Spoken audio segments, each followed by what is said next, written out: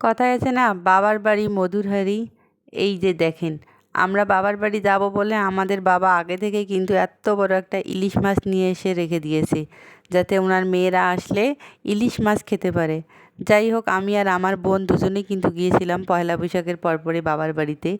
এই যে এত বড় বিশাল ইলিশ মাছটা কিন্তু আমাদের আম্মু কাটতেছে, আর আমাকে দেখাচ্ছে, দেখো ভিতরে কিন্তু কোনো ডিম নেই। এত বড় মাছ কিন্তু তারপরেও ভিতরে ডিম নেই।